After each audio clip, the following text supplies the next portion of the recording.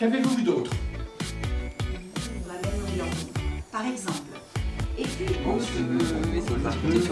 On souhaitait proposer à nos adhérents un sujet qui, nous semble-t-il, est complémentaire par rapport au domaine juridique, économique que nous intervenons, qui est la notion de relations humaines. avec un petit peu de travail sur soi, on peut vraiment avoir des relations de qualité, des relations qui font avancer, des relations qui permettent vraiment de travailler et de partager et d'atteindre ensemble des objectifs. On leur a fait faire des exercices autour, par exemple, du mot arbre.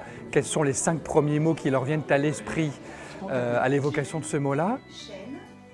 Juste un mot peut enclencher chez nous des représentations très différentes, donc des visions différentes, avec les perceptions, les interprétations que nous allons en faire.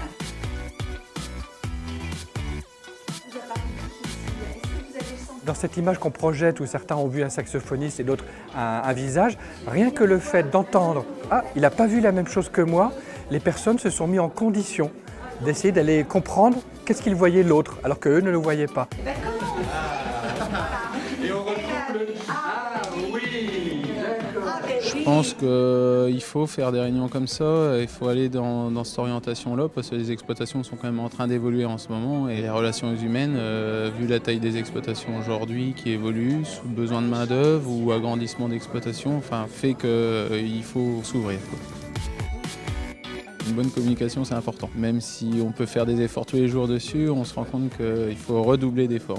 C'est aussi un sujet qui est primordial parce que de la communication découlent tous les sujets, que ce soit investissement, que ce soit au niveau des mairies, au niveau des couples. L'ambiance générale était bonne, il y avait beaucoup de participation et voilà, que les animateurs étaient vraiment très bien tous les deux.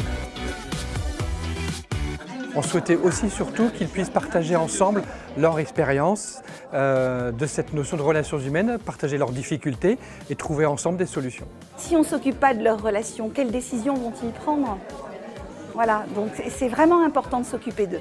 Il existe des outils, il existe des attitudes, des postures qui facilitent la communication.